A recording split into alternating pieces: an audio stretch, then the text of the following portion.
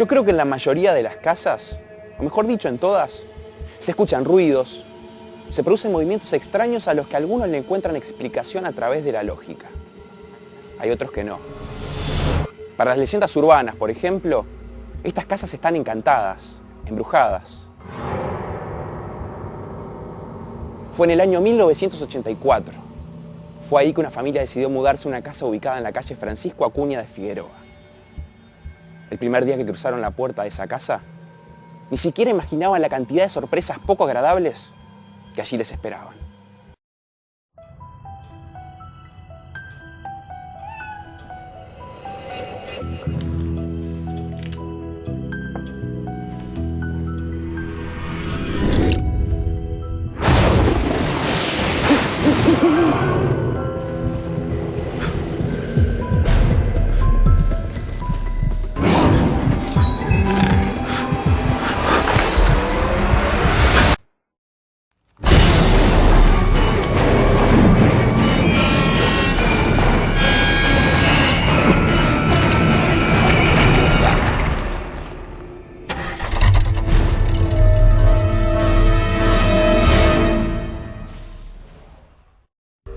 Los mellizos.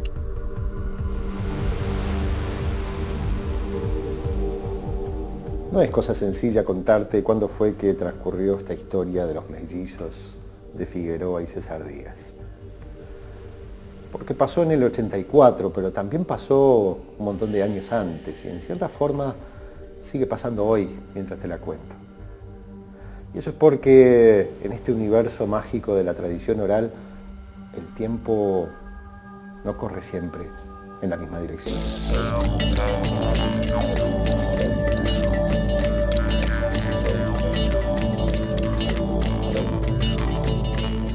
Figueroa y César Díaz. Allí hay todavía una casa de esas antiguas, a la que en el año 84 se mudó la familia extensa de Roberto.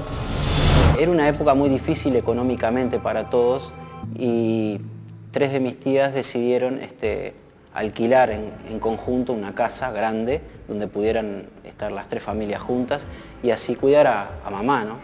A mí me crió mi abuela, yo la llamaba mamá, fue mi madre toda la vida, ¿no?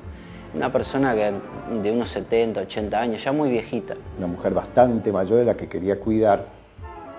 Y parece que todos se mudaron allí porque era gente humilde y además porque Roberto había conseguido trabajo en una tapicería de allí cerquita. Yo hacía poco había cumplido 19 años. Y nos mudamos un sábado y recuerdo que cuando, llegamos con toda la mudanza y abrimos las puertas, ¿no? Yo estaba con una gran expectativa, ¿no? A ver cómo era la casa, porque yo no la había visto, todas la habían ido a visitar menos yo. La casa es de esas antiguas, con escalera de mármol y ladrillos de vidrio y puertas altísimas. Era una casa muy grande, una casa de altos, muy alta, con una escalera de mármol muy larga, apenas se abría la puerta estaba esa escalera larga, ¿no? Y una de las primeras sorpresas que tuvimos, una desagradable sorpresa para todos, fue que habían manchas marrones en los escalones y contra el mármol de la pared.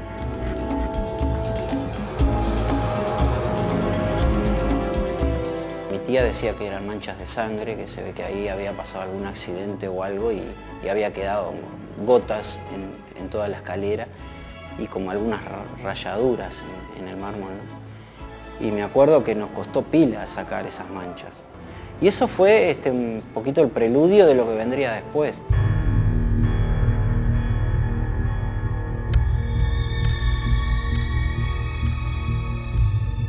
O sea, parecía que se quejaba la casa, ¿no? Rechinaban cosas, sentíamos como que las ventanas cimbraban, pero no le dábamos importancia porque creo que en casi todas las casas quizás sucedan cosas por el estilo.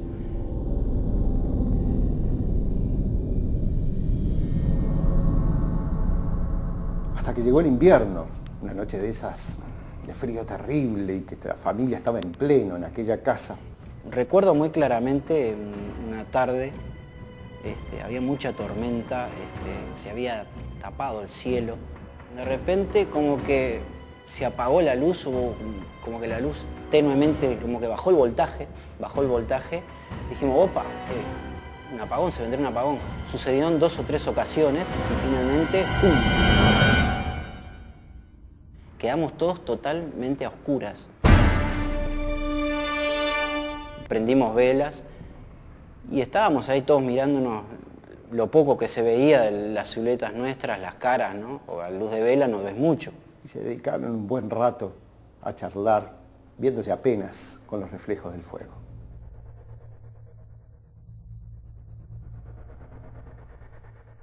Yo no sé si alguna vez sentiste una presencia extraña. Es una sensación rara, como de inquietud que te viene y como una certeza de que hay algo más en el ambiente.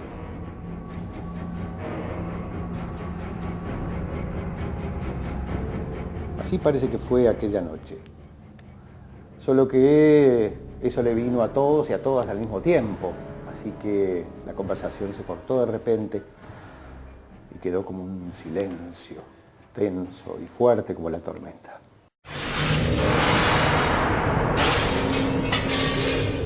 De pronto sentimos que de la cocina, que estaba a pocos metros del comedor, un ruido impresionante a cacerolas, a metales pesados que caían al suelo, sonaban, parecían que habían tirado toda una estantería.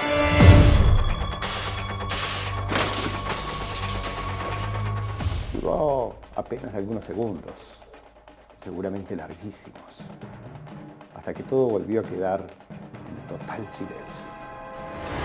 Nos pegamos un susto todos. Lo primero que pensamos que yo llamé a Gerardo a ver si él había ido a la cocina a buscar algo y se había dado contra algo, pero no, él estaba sentado a pocos metros mío. Tardaron en reaccionar. Los primeros fueron Roberto y el primo. Agarramos una vela, fuimos medio a tientas, porque éramos medios nuevos, todavía no nos habíamos acostumbrado al espacio de la casa.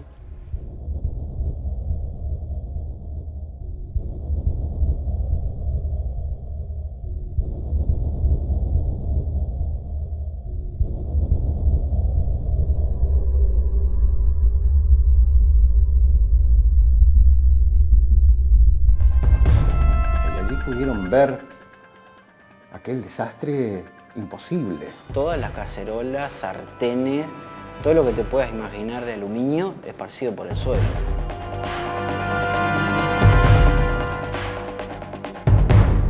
Un tremendo desparramo que para una sola persona hubiera llevado un buen rato y no unos segundos.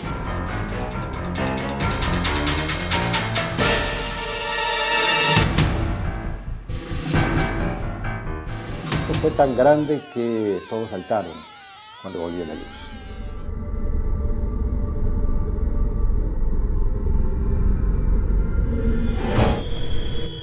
En la casa de Francisco Acuña de Figueroa, esta familia había comenzado a descubrir parte de un secreto. Un secreto que escondía mucho dolor. Y lo que le había sucedido aquella noche solo sería el comienzo de un sinfín de situaciones espeluznantes.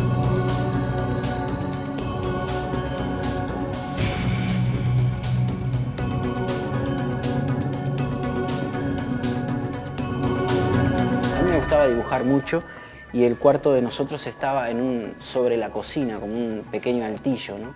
Era un cuartito muy chiquito con una cama cucheta donde mi primo dormía arriba, yo dormía abajo. Y bueno, era apagar la luz y sentíamos correr los lápices por la mesa y caer al suelo.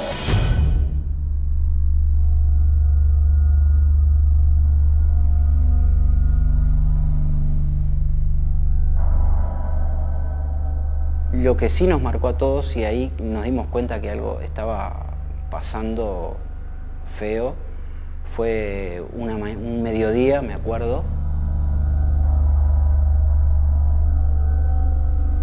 El primo de Roberto estaba en su cuarto peinándose antes de salir a trabajar y como no tenía espejo, usaba una ventana que acomodó como para poder verse bien. Lo que solíamos hacer era abrir la ventana que daba al patio y nos reflejábamos en el espejo. Fue la ventana la que le dijo que no estaba solo.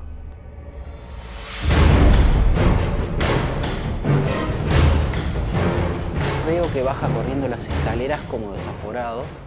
Digo, pará, te vas a caer, en una escalera muy empinada. Digo, vos te vas a matar si seguís bajando así, ¿qué te dio?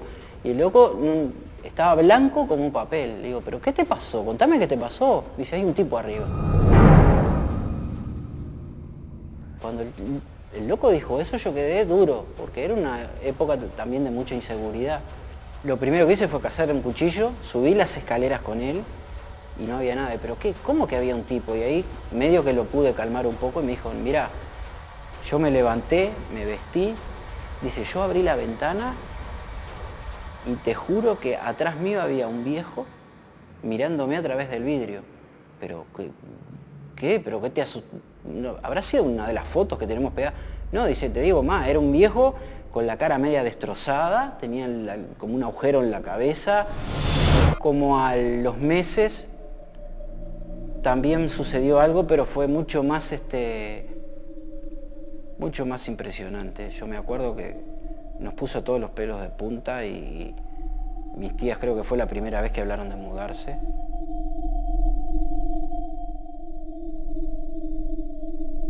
Era una noche de esas tranquilas, hasta que la prima sintió que alguien le tironeaba de las frazadas y creyó que era una broma y entonces gritó con cierta molestia que no era hora de andar haciendo chistes y que la dejaran dormir tranquila. Pero no la dejaron. El tironeo siguió más fuerte hasta que al final le arrancaron las frazadas y ella se levantó con bronca y prendió la luz.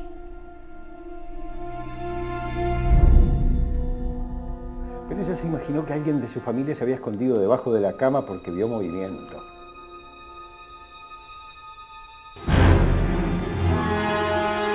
Debajo de la cama salió un anciano, arrastrándose apenas con los antebrazos, haciendo movimientos raros a una velocidad imposible. Pasó al lado de ella, salió de la habitación y arrancó como rumbo al comedor.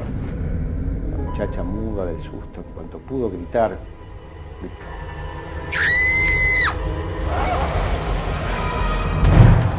Me levanté yo, se levantó mi primo, se levantaron mis tíos. Le preguntamos, ¿pero qué te pasa? ¿Qué te pasa? Hay un viejo, decía. ¿Pero dónde? Revisamos toda la casa, no encontramos nada. Mi otra prima también lo vio, sí, dice. Ella prendió la luz, aparte yo la escuché que decía, non bromen, déjense de jugar. Prendí la luz y yo también lo vi. Y era un anciano de overol que salía de abajo de la cama de una de ellas rumbo al comedor. Roberto ya no se pudo aguantar porque aquello ya pasaba de cosa pintoresca. Así que le tuvo que contar a sus compañeros de la tapicería. Fue el capataz, parroquiano bastante frecuente en un boliche en la esquina de su casa, el que le contó que allí donde él vivía, años atrás había vivido 2 hermanos.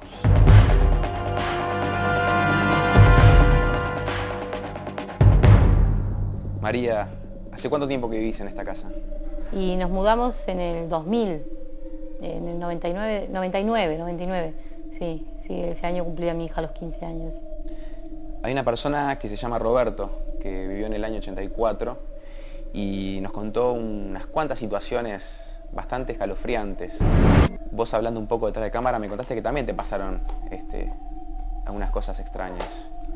Sí, bueno, lo primero que me pasó fue el día de que me mudé, el día que me entregaron la llave, que estaba en el altillo y que sentí una pelea muy fuerte, o sentí que 2 personas se peleaban y llegué acá y no había nada. Y bueno, me pasó otras veces que pensé que estaba durmiendo y lo soñaba, pero hoy me despertaba o creía haberme despertado y seguía sintiendo esa pelea de 2 personas, una pelea muy fuerte, ¿no? Mucha agresividad, mucha angustia, mucho dolor.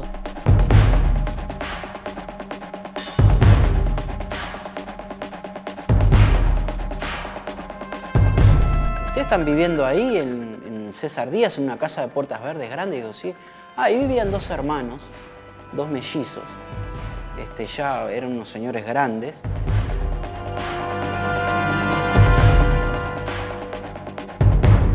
Eran 2 hermanos que vivían acá en esta casa y uno tenía una vida más bohemia que el otro, ¿no? Uno sí que creo que era comisario y que no era muy querido en el barrio, no era muy simpático, vamos a decir. Pero pese a ser mellizos, no eran iguales. Uno de ellos era bastante aficionado a la bebida y el otro, su hermano, le cuidaba la plata para que él no se la gastara toda haciendo boliche. Era un hombre que sí jugaba al billar en el bar de la esquina, se pasaba ahí metido, y una vida más bohemia, más light, vamos a decir, ¿no? Y este hombre, parece ser que se pelearon. Fue en una de aquellas noches bastante pasado de copas que discutió muy fuerte con su hermano para que le diera la plata. Y la discusión se puso tan fea que el hombre borracho terminó por pegarle 2 tiros a su propio hermano.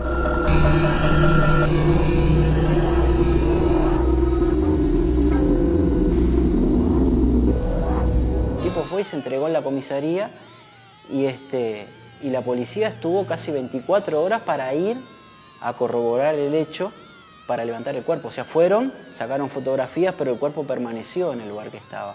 Dicen que después que fue a entregarse a la policía, mientras tanto el hermano permanecía muerto en este mismo preciso lugar que estamos hablando, desangrándose sobre los ladrillos de vidrio. Estuvo 24 horas. Dice que estuvo 24 horas. Dice que la señora que vive abajo estaba leyendo y no se había dado cuenta y le estaban cayendo las gotas de sangre, porque como puedes ver esto es vidrio, caían las gotas por ahí, ¿no? Contaban los vecinos que vivían en la casa de abajo que ellos tuvieron que aguantar, soportar la imagen de la silueta del tipo tirado, y estuvo toda una noche ese cuerpo tirado ahí.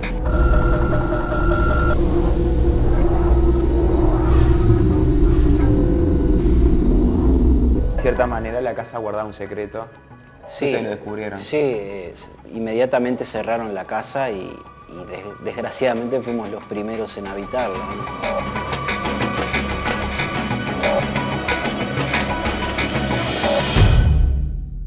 Cuando la descubriste, ¿cómo te sentiste? Porque esto pasó en tu casa. Yo no me hubiera mudado, yo no hubiera comprado, no hubiera desistido, porque creo en eso, creo que queda la negatividad, porque quizás se manifestaba por alguna razón, por encontrarse perdido, él estaba en su casa y nosotros vinimos. Pienso que quizás la persona que murió en ese crimen estaba muy atada al barrio, porque era una persona que había vivido toda su vida en esa casa, y no se quería ir de ahí. Pienso yo que para esa persona seguía siendo su casa, y nosotros quizás éramos unos intrusos.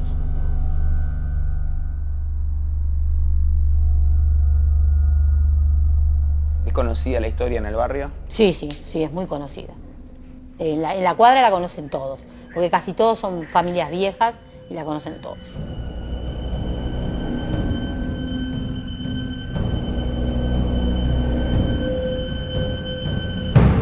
Hay un antes y un después de esa casa, ¿puede ser? Sí, el tiempo que estuve viviendo ahí y las experiencias que nos pasaron, era una mezcla muy rara de terror, de miedo en el momento que nos sucedía, y cuando las aguas se calmaban era como una especie de sensación de asombro, y era como que te estaba pasando a vos. O sea, uno ve esas cosas pero nunca piensa, esto me va a pasar a mí, nunca lo piensa, hasta que te pasa.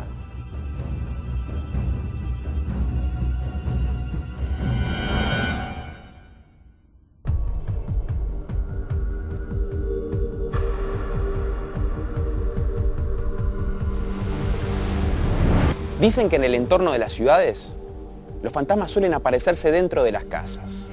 Es como que de cierta manera, algún tipo de memoria quedase viviendo en las paredes. Imagínese que de todas las vivencias, tragedias y felicidades que viven dentro de una casa por generaciones enteras, de todo eso que no quedara nada más que un bien inmueble. Sería demasiado injusto, ¿no? Es por esto que la tradición oral va en busca de estas historias escondidas en nuestras casas, barrios, ciudades y departamentos. Y más allá de todo, mantenerlas vivas generación tras generación a través de las voces anónimas.